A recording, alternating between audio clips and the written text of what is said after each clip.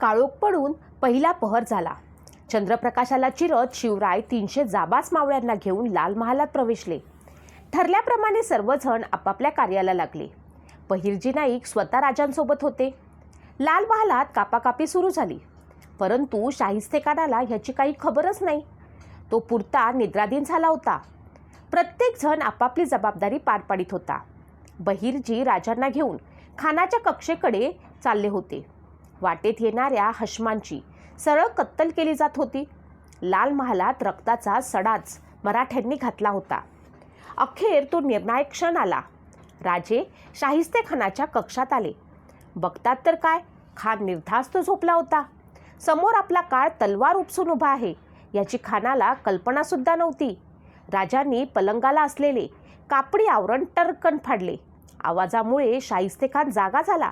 त्याच्या पायाखालची जमीनच हादरली. शिवाजी, शिवाजी म्हणतात तो हा. राजे वार करणार तेवढ्यात खानानं पळ काढला. राजेही त्याच्या मागोमाग आले. अंधार होता. खान शेजारील स्त्रियांच्या शयन कक्षात शिरला. बुरखा घातला. क्षमादानं विझवली. राजे अचूक त्या शयन कक्षात आले. शिवाजी स्त्रियांवरती शस्त्र उचलत नाही हे खानाला पुरतं ठाऊक होतं. परंतु जरी खानानं बुरखा परिधान केला असला तरी राजांच्या तीक्ष्ण नजरेतून तो वाचला नाही. राजे समशेर घेऊन पुढे म्हणत आले, शास्ता, आता तुझी खैर नाही. आपल्याला शिवाजीनं ओळखलं, हे खानानं ओळखलं. त्याने बुरखा काढून पळायला सुरुवात केली. राजे त्याचा पाठलाग करत होते. खान जीवाच्या भीतीनं पळत होता. राजे मागेच होते. हा प्रकार लाल महालाच्या पहिल्या मजल्यावर होत होता. पळता पळता खानाने एका खिडकीतून खाली उतरून पळ काढायचा असं ठरवून तो खिडकीतून उतरू लागला. राजांनी लगोलग हेरून खानावरती एक घाव घातला. खान पडला. राजांनी बघितलं तर खान पडला होता. त्यावेळी राजांना असं वाटलं की खानाची गर्दन मारली. अंधार फार होता. आता राजांना लाल महालातून पसार होणं गरजेचं होतं, कारण बाहेर पाऊण लाख फौज होती आणि मोहिमेचा मुख्य भाग पार पडला होता. पुढे ठरलेल्या योजनेनुसार सर्वांनी आपली भूमिका पार पाडली. मोहीम यशस्वी झाली. राजे सिंहगडी आले. दुसऱ्या दिवशी समजले की खान मेला नाही. जो वार झाला त्यात खानाच्या हाताची 3 बोटे छाटली गेली. परंतु शाहिस्तेखान म्हणजे प्रति औरंगजेब ह्याला शिवरायांची प्रचंड दहशत बसली. त्यानं पुण्यातून 4 दिवसातच पळ काढला. नंतर औरंगजेबानं त्याची नियुक्ती बंगालला केली. शाहिस्तेखानावरती छापा घालून बरेच दिवस झाले. खानाचा प्रभाव कमी झाला आहे हे पाहून आता आपण काही मोठी कामगिरी बजावू, जेणेकरून बादशाहच्या मनात आपले स्थान उंचावेल असा मनसुबा बांधून जसवंतसिंह, जोधपूरचा राजा, हा 30,000 फौजेसह तोफखाना तसेच प्रचंड लवाजमा घेऊन निघाला कोंढाणा घ्यायला. त्यानं गडाला वेढा घातला आणि मराठ्यांसोबत संघर्ष चालूच होता. मराठे अतिशय तीव्र प्रतिकार करीत होते. जसवंतसिंह 1,00,000 फौज जरी घेऊन आला असताना तरी त्याला विजय मिळाला नसता, हे निर्विवाद सत्य होते. शाहिस्तेखानाचा एवढा मोठा पराभव शिवाजी महाराजांनी केला. त्यामुळे राजगडावरती आनंदी आनंद पसरला होता. दरबार भरला होता. राजांनी ह्या मोहिमेत ज्यांनी पराक्रम गाजवला होता त्यांचा यथोचित सत्कार केला. सर्वांचा मानसन्मान केला. दरबाराचे कामकाज पूर्ण झाले. राजांनी बहिर्जी नाईकांना थांबायला सांगितले. बहिर्जींनी ओळखलं राजांच्या मनात नवी मोहिमेबद्दल विचार चालू आहे आणि वेळ न दवडता बहिर्जी राजांना म्हणाले, राजे, कोणती मोहीम काढलीत? राजे स्मित देत म्हणाले, बहिर्जी, तुम्ही सर्वच जाणता. तुम्ही तर आमचा तिसरा डोळा आहात आणि डोळ्यापासून काहीही वाचत नाही. बहिर्जी आधी सिद्धी नंतर शाहिस्तेखान यांनी स्वराज्याची अपरिमित हानी केली. बराच प्रदेश बेचिराग केला आहे. त्यात रयतेचे हाल खूप वाईट आहेत. मोगलांनी गेल्या 3 वर्षात गावच्या गावं पेटवली. सर्वत्र हाहाकार उडाला आहे. त्यात आरमाराला धन लागतंय आणि आरमार मजबूत करण्यासाठी एक नवा सागरी किल्ल्याचं निर्मिती करण्याचा विचार आमच्या मनात आहे. पण यासाठी मोठ्या प्रमाणात धन लागणार आहे. त्यामुळे आपण असं स्थान शोधा जेथून प्रचंड धन आपल्याला प्राप्त होईल. त्यावर बहिर्जी म्हणाले, सद्यस्थितीत अशी 2 वैभवसंपन्न शहरं आहेत, सुरत आणि बुऱ्हाणपूर. राजे, बुऱ्हाणपूरपेक्षा सुरत बरं आहे. त्याला 2 कारणं आहेत. संपत्ती बुऱ्हाणपूरच्या अधिक आणि परदेशांच्या वखारी आहेत. राजे लागलीच म्हणाले, आपण तात्काळ सुरतेत जावे आणि सुरतेची खडानखडा माहिती, तपशीलवार माहिती काढून आणा. राजांना मुजरा करून बहिर्जींनी निरोप घेतला. बहिर्जी आपल्या समवेत हेरांचे एक मोठे पथक घेऊन सुरतेत दाखल झाले. त्या पथकात सुंदरजी, रावजी, विठूजी, मानके, अप्पा रामोशी, अब्दुल कादर, संताजी बोबडे अशा अनेक गुप्तहेरांचा समावेश होता. सर्वांनी वेषांतर करून आपापल्या कार्याला सुरुवात केली. बहिर्जींनी स्वतः जातीने सुरतेच्या सुभेदाराची हेरगिरी केली, तपशील घेतला. इतर गुप्तहेर गुप्तरित्या माहिती अतिशय सूक्ष्मपणे गोळा करत होते. 1 महिना हेरांचं कार्य सुरू होतं. संपूर्ण माहिती गोळा केली आणि काही हेरांना सुरतेत ठेवून नाईक राजगडाच्या रोखाने निघाले. राजांना वर्दी देण्यात आली. राजे, बहिर्जी नाईक आल्यात, भेटीसाठी परवानगी मागत आहेत. त्यावेळी राजे मोरोपंतांसोबत मसलनीत गुंतले होते. राजांनी वर्दी देणाऱ्या मावळ्यांना नाईकांना पाठवायला सांगितले आणि मोरोपंतांना जाव्यास सांगितले. नाईक आले, राजांना मुजरा केला. राजे बोलले, बोला बहिर्जी, कामगिरी बजावली आपण? बहिर्जी म्हणाले, राजे, कामगिरी चोख बजावली. राजे म्हणतात, एकूण सुरत काय म्हणतं? त्यावरती बहिर्जी म्हणाले, राजन, सुरत काही म्हणत नाही, कारण ती गर्विष्ठ, पण सुरत मारल्याने अग्नीत द्रव्य आपणाला मिळेल. काय म्हणता बहिर्जी? होय राजे, सुरत ही प्रचंड वैभव संपन्न आहे. सर्वीकडे श्रीमंती थाट. राजे, कुबेराचे ऐश्वर्यसुद्धा फिके पडेल इतकी वैभवता सुरतेत आहे. तिथे 3 व्यापारी आहेत, विरजी बोहरा, हाजी सय्यद बैक, हाजी कासम. राजे, ह्या विरजी बोहरा ह्याच्याकडे एवढी संपत्ती आहे की त्यातून शाहिस्तेखानानं आपल्याकडे 3 वर्षाची हानी केली ती भरून निघेल. राजे म्हणतात, एवढं धन? होय महाराज, हे तर काही नाही. राजे, हाजी कासमचं घर कोटींच्या संपत्तीनं भरलं आहे. त्याची अनेक जहाजे, रेशीम तसेच इतर मौल्यवान वस्तूंनी खचाखच भरून बंदरात आहेत. असे बरेच व्यापारी आहेत. राजे, जगाच्या मोठमोठ्या व्यापाऱ्याच्या वाटाघाटी या सुरतेत होतात. टोपीकर इंग्रज, वलंदेज, अर्मेनी, फरान्सिस, मुनानी, फिरंगी, डच असे 18 टोपीकर आपल्या वखारी स्थापित करून सुरतेत स्थिर झाले होते.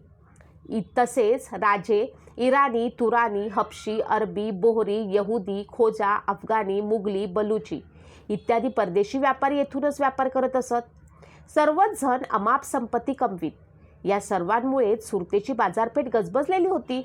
राजे, त्यामुळे सुरतवरती छापा मारल्याने आपल्याला अगणित धन मिळेल.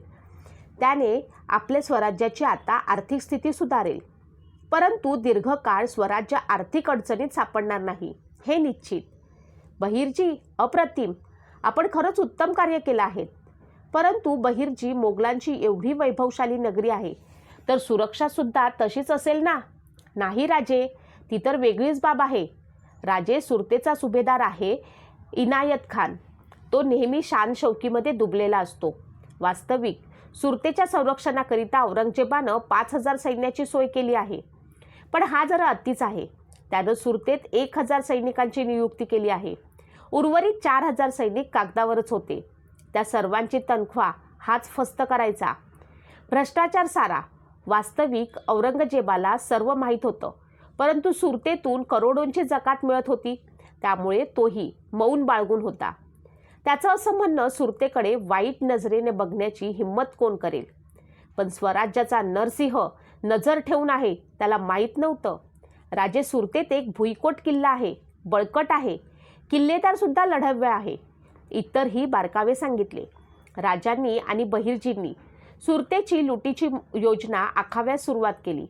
सर्व ठरले, कसे जायचे, किती फौज घ्यायची, किती सरदार बरोबर घ्यायचे.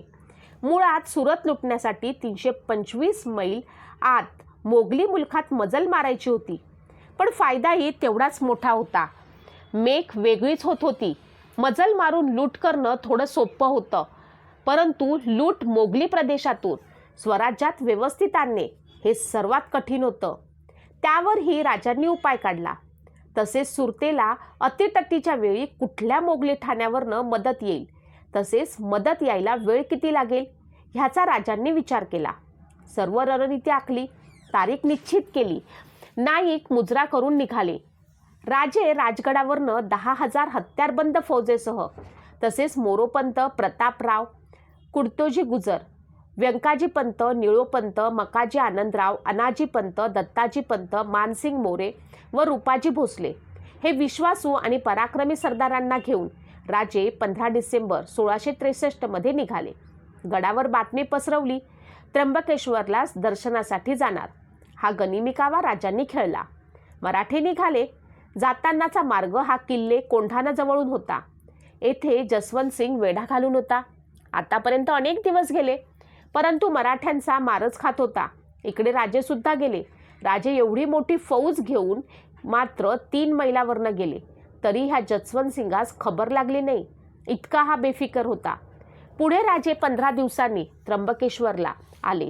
राजे त्र्यंबकेश्वरला दाखल झाल्यानंतर फौज पाहून गावकऱ्यांमध्ये भीतीदायक वातावरण निर्माण झालं. परंतु गावकऱ्यांना जेव्हा समजलं की दस्तूर खुद्द शिवाजी महाराज आलेत, तेव्हा गावकरी स्थिरावले. राजांना पाहून ते धन्य झाले.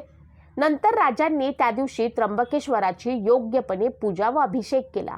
काही रक्कम दान म्हणून दिली आणि दुसऱ्याच दिवशी राजे निघाले. इथपर्यंत कोणालाही माहीत नव्हतं की राजांच्या मनात नक्की काय आहे किंवा मोहीम कोणती आहे. परंतु घोडी जशी गुजरातच्या दिशेनं दौड घ्यायला लागली, तसं सरदारांना थोडाफार अंदाज यायला लागला. पण पुढे एका गावात मुक्काम असतानाच सर्व मुख्य सरदारांना सुरतेच्या मोहिमेबद्दल सविस्तररित्या माहिती दिली. मोहिमेचं महत्त्व सर्वांस समजाविलं. 4 दिवस जलद गतीने प्रवास करून राजे दिनांक 5 जानेवारी 1664 रोजी सुरतेपासून 5 मैल अंतरावरती उदना ह्या गावी आले. उदनामध्ये सर्वत्र भयावह वातावरण निर्माण झालं होतं. शिवाजी महाराजांनी एकदम हल्ला केला नाही. प्रथम राजांनी सुरतेच्या सुभेदाराशी बोलणी करायला खंडणीची आपला वकील वल्लभदास गुजराती ह्यास पाठवले. इकडे सुरतेत सर्वीकडे घाबराघाबर सुरू झाली. शिवरायांची धास्ती तर होतीच आणि खुद्द शिवाजी राजेच आलेत, त्यामुळे शहरात सर्व घाबरले. राजांची सुरतेत प्रचंड दहशत होती. सुभेदाराला पण ही वस्तुस्थिती माहीत होती, परंतु तो असे दर्शवित नव्हता. हा अतिशय गाफील होता. वल्लभदास हे इनायत खानाला भेटले. त्यानेही योग्य ते आदरातिथ्य केले. मग वल्लभदास हे मुख्य खंडणीची बोलणी कराव्यास सुरुवात केली. प्रथमतः त्यांनी खंडणीचा प्रस्ताव मांडला.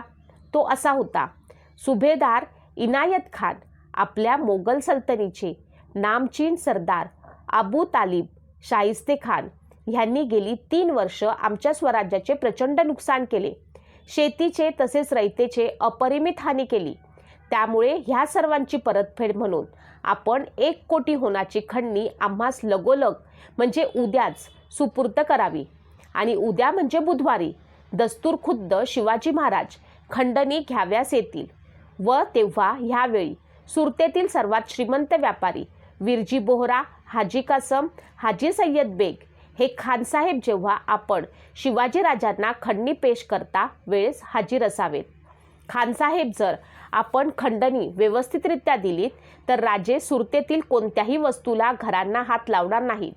परंतु जर असे घडले नाही तर सुरतेची बदसुरत होण्यापासून कोणीही वाचवू शकत नाही. एवढं नक्की संपूर्ण शहराची लूट केली जाईल आणि सुरतेमध्ये प्रचंड जाळपोळ दिसेल व जाळपोळ इतकी भयानक असेल की ते भयानक दृश्य दिल्लीतूनही स्पष्टपणे दिसेल. राजांच्या वकिलाचे बोलणे ऐकून खान पुरता चक्रावला, परंतु हे तो दाखवू शकत नव्हता. मग त्याने अतिशय उर्मटपणे उत्तर दिलं: आम्ही खंडणी देणार नाही आणि जर उद्या शिवाजी आला तर त्याला दंड दिल्याशिवाय आम्ही राहणार नाही. पुढे मूर्ख प्रवृत्तीच्या इनायत खानानं वल्लभदास यांना अपमानित केले. त्यामुळे वल्लभदास निघून राजांपाशी आले. वल्लभदास घडलेला सर्व प्रकार अतिशय सविस्तरपणे सांगितला. राजांना असेच होणार हे ठाऊक होते. आता सुरतेत लुटीस प्रारंभ करणे असे योजनेप्रमाणे राजांनी ठरवले. शिवाजीराजे सुरतेच्या जवळ आलेत हे जेव्हा इंग्रजांना कळाले, सर्व टोपीकर अस्थिर झाले.